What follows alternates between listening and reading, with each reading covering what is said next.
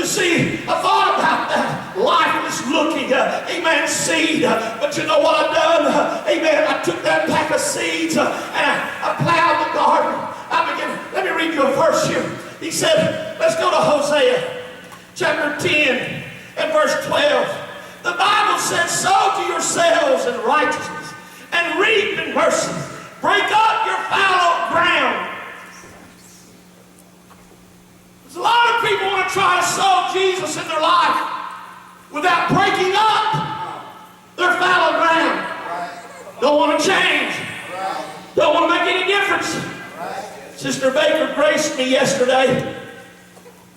She actually came down to the garden. Amen. Y'all know Sister Baker, she's not an outdoor person. Amen. But she came and brought us a glass of water. Amen, which was nice. Amen. But he said here, he said, you gotta plant something, you gotta sow to yourselves, but you gotta break up that fallow ground. Yes. I took the tiller, amen, and began to dig up the old hard ground.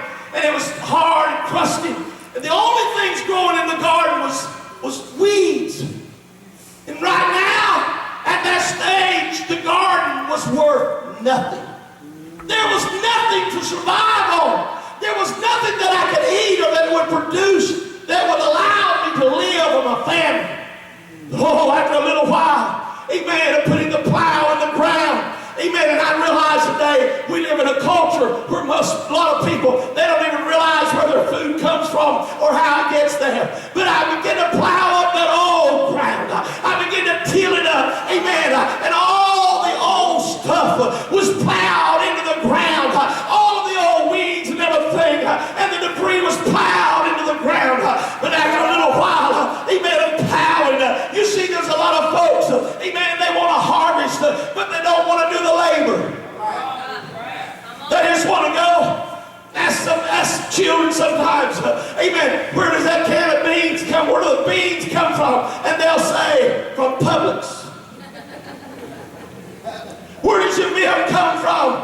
Publix or Kroger or wherever you shop. Amen. Where does it come from? Having no idea, amen, what's behind or where it came from. And that's the way people are about the cross. They have no idea, amen, what the cross means. That somebody had to do some sacrificing. That Jesus, amen, began to break up the ground of the earth, amen, and to plant mercy and grace that we might be saved. If you're going to acknowledge Jesus, if you're going to allow him to sow in your life, you must break up the fallow grounds of your life of sin. Oh, don't preach about sin, preacher. I'll tell you, it's the fallow ground in our life that produces no good thing. Yes, sir. He said, break up your fallow ground. I thought about God. When do we begin to break up fallow ground? It's when we see that we need something planted in our lives. Something that will cause us to live and not die. So I saw Jesus. And I realized that without him, I cannot live. Without him, so somehow or another, I've got to get him so into my life.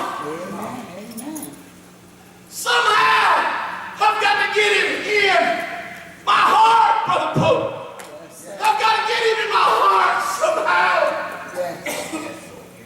God forbid that I should die in my sin. So as I thought about how to break up the fallow ground, God said, when a man begins to repent, when a man begins to repent and he finds an altar, a place to lay his life down, I think about what we bring to Jesus. I just bring my fallow ground. I just bring my dead life. And I lay said, break up your fallow ground, for it is time to seek the Lord till He come and rain righteousness upon you. Oh God, help us to understand the power of Calvary. Amen, that allows us to come and kneel at an altar and to pray. We sang the song just a moment ago. It should have been me that died for my sin. Should have been me that died on Calvary for my sin. I'm here to tell you today that God created for us a way that we might find an altar of prayer and repent. Ask God to forgive us and allow His Spirit to be sown into our lives. And I thought as I held those old dried seeds in my hand, and I began by faith. I took them by faith, and I began to drop them in the ground. And I planted them. I took my row and I kept planting. Till I had the whole row planted in row after row. I began to plant the seed. For some, they would say, "Hey, what in the world are you doing?" People will look at you sometimes when you begin to go to church and begin, amen, to kneel at an altar to pray. And they'll ask you, "What are you doing? What do you mean you're going to church?" And they'll begin to think, "Well, what is that?" But I'm telling you, as I planted those row after row, I began to plant in faith. I begin to plant in faith, amen, that as I'm planting these old dried seeds, that in a little while, when the rains come, and I've looked outside this morning, it's pouring the rain all morning long. Listen, and we're nice and dry, the church, thank God. A few months ago, the little roof was leaking, had to have it fixed. But I'm glad it's dry today. But I want you to understand, as the rain falls, now here, amen, in this house today we're dry. But in my garden back home, amen, somebody said, "You're a country preacher, aren't you?" Yeah, you didn't guess it, but now you'll figure it out. Hallelujah. But here it was. Now in that garden, the rain's falling. And those dried up seeds that look so dead are just waiting, amen, for the moisture and the rain to fall down through the earth, amen. And when that water, amen, begins to touch that old dry, dead kernel, the water begins to touch it, amen, it will begin to immediately swell, amen, because inside of that dead seed, amen, there is life. I want you to know today that inside the humanity that we have is a seed that is waiting to be watered by the Spirit of God, amen, so that we might live. Thank you, Jesus. Oh, Thank you. I've watched as men have come to God through the years, and women come to God through the years, young and old. Sister Clark, you've been around this thing long enough to see broken hearts and broken lives and broken hopes and broken families come to church, come into the house of God, and to watch God's Spirit begin to reign on them. God's Spirit begin to reign in their lives. Amen. Came in, amen, lost and undone. Came in dry. Oh, but God's mercy began to work. God's mercy that flows from Calvary began to work. His blood began to flow. Hallelujah, from Calvary. And as that blood began to flow, amen, from Calvary, begin to touch a life. When Jesus touches your life, you listen to me. When Jesus touches your life, you will never forget. Amen. When Jesus touches your life, I don't care how far you go. I don't care how far you run. You won't ever forget the time that the power of Calvary touched your life. Amen. There is nothing like Jesus in our lives. Nothing that can take the place of Jesus in our lives. But you see, there is the excuse church? Why I can't serve God? Ecclesiastes 11:4. He said, he that observeth the wind shall not sow. He that regardeth the clouds shall not reap.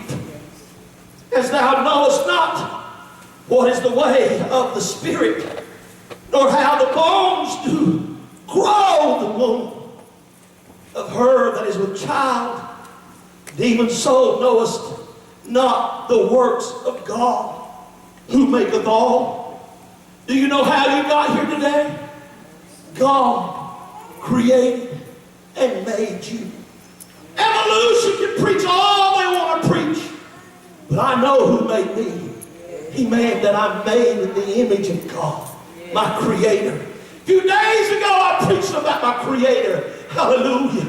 Today I'm preaching to you that He sows into our lives, amen, the life that you and I need to live. The Bible said, verse 6, He said, in the morning sow thy seed, and the evening withhold not thine hand, for thou knowest not whether shall prosper either this or that, or whether they both shall be alike good. You see, for some, it's about, amen, sometime I'll get in church, sometime I'll give my heart to God. I see clouds in my life, and so I won't go today. I got problems in my life, so I won't go to the house of God today. Let me tell you, honey, amen, if you keep using, amen, the circumstances of your life to stay away from the church and to stay away from Calvary and to stay away from God, you'll die in your sin. Well, I don't like to go to a church where they preach about sin. Well, what else are we going to preach about? If we don't preach about mercy and grace and the love of God. You see a lot of people in church without sacrifice.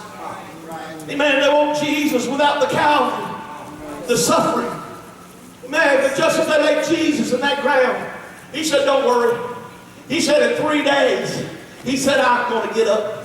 In 3 days, come next Sunday, you talk about Easter around here. We're going to have Easter. Hallelujah. We're going to talk about celebrating, amen, when the stone was rolled away.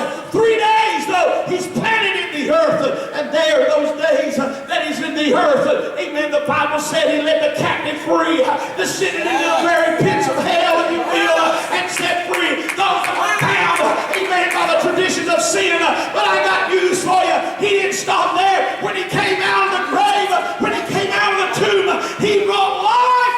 Yes, To us that were dead. I'm going to sow. Well, I'm going to the house of God. You Christians are wasting your time. I don't think I'm wasting my time. I'm going to keep sowing. I'm going to keep going to church. I'm going to keep believing in God. Somebody said, well, I got in church and I sure enough had trouble. I tell you what, you start getting in church, you start trying to live for God, the devil's going to do everything he can to stop you, amen, from coming alive. The devil wants you dead. Ooh.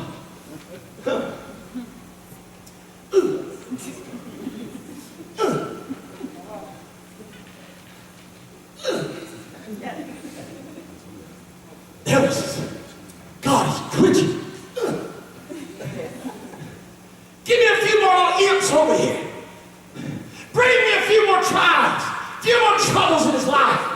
Amen. But still, somehow, the mercy and the love of God is starting to slip into my soul. Hallelujah. Now, I don't know how to be a seed this morning, but those little kernels of corn I got in the ground, amen, they're underneath the dirt right now. You can't see them, and a lot of times you can't see what God's doing in people's lives. But underneath that ground, those little seeds are, hallelujah. That's a pretty good seed, amen.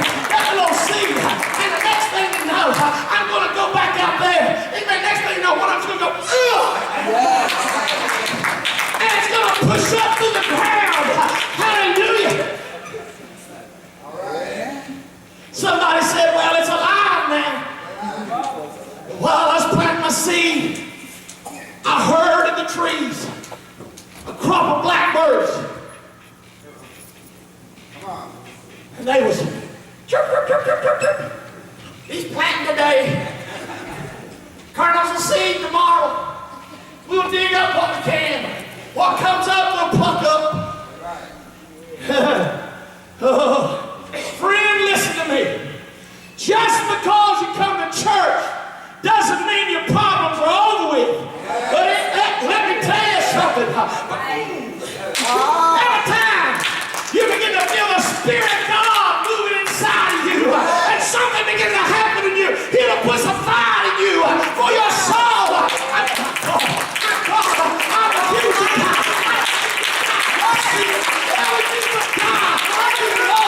I'm telling you, what it takes. I am born to live. Thank you, Jesus. Somebody say, why you folks get so spiritual? Because I'm tired of being dead. I want no dead, dull, dried up, boring church. Looks like a kernel of corn. Come on. Here we go again. Yes. Last week I told y'all not to be croutons. Amen. Today I'm telling you, don't be a dried up kernel of corn. Amen. Life, listen. Go to church. No, sir. Oh, blessed be your name, Jesus. Go to the ball game.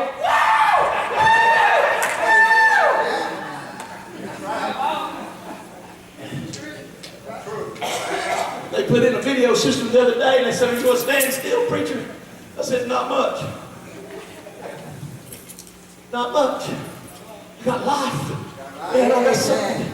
Amen. Jesus came into my life, touched my life. Amen. You know what happened to me when Jesus got a hold of me? He told me just like this. All right.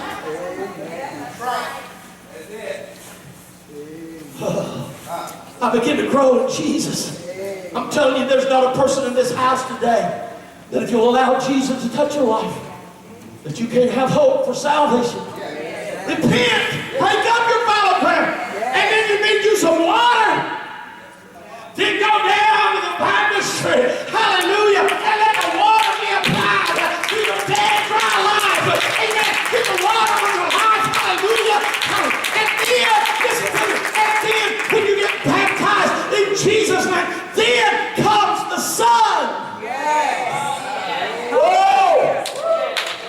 In my little garden, after this rain, after it gets baptized real good, it's going to be waiting, amen, for the S-U-N.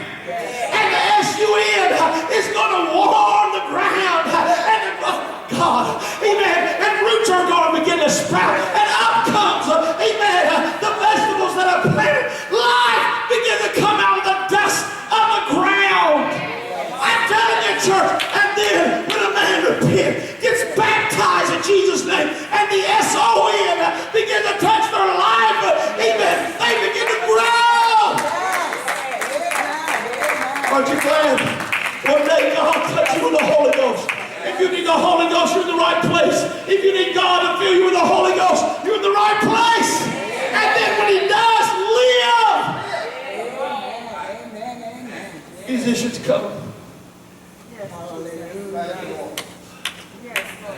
Oh, Jesus. Oh, hallelujah.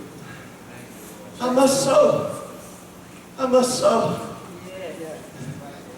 This morning across this house, I'm trying to sow into your lives the power of the resurrection, the power of salvation.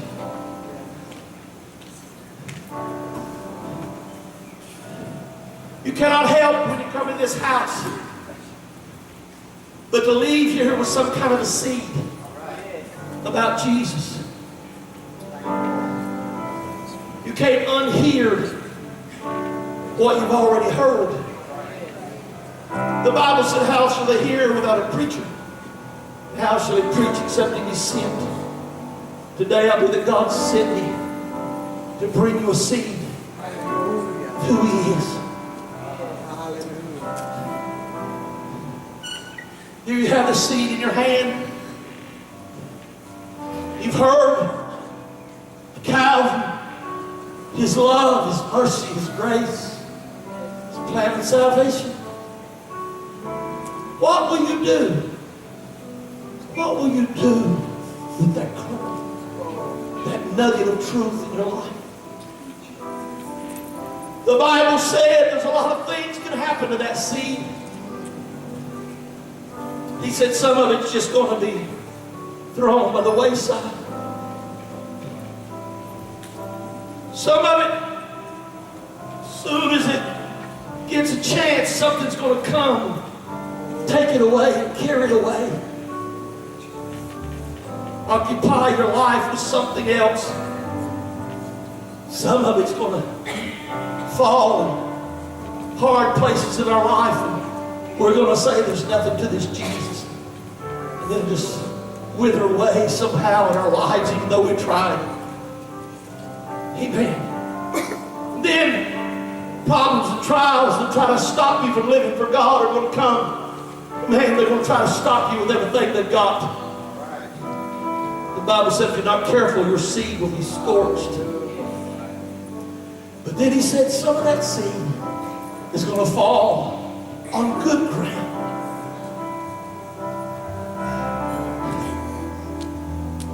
Somebody's going to say,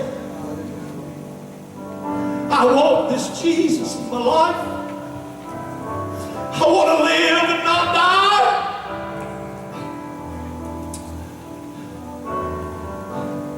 The choice becomes yours today. Calvary is not forced upon anyone. Jesus will never force his way into your life. He'll never try to plant that seed with force in your life. I had this little pack of seeds on my desk. Somebody had given it to me. And I've had it there probably for a year or two, just laying there. I don't know, some Mother's Day or Easter or something. But as long as it just laid on my desk, it was lifeless.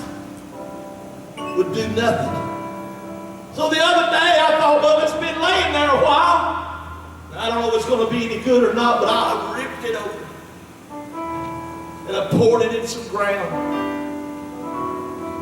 Now, if it comes up after being in that packet so long, it'll be a miracle.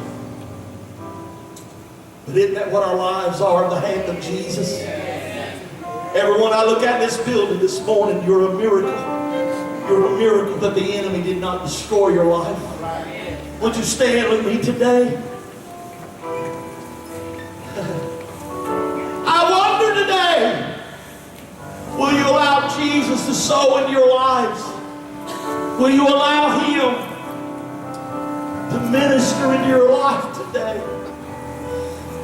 Preacher, you don't know what I'm going through. You don't know where I'm at. You don't know who I am. I don't have to know, but he does. He knows everything about everyone in this house today. And he knows what you need in this house today. And today, the Bible says, is the day of salvation, the day to come.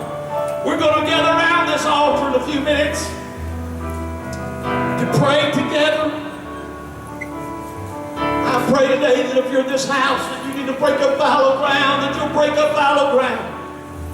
If you need, amen, for the first time to repent, repent. You've been waiting. Don't wait any longer. Jesus is calling. Whosoever will, let him come, and I will give you rest. Hallelujah. I wonder today if we could just begin to come again. Amen. Section by section, would you just come? Amen. Let's start over here again this morning. Let's just come.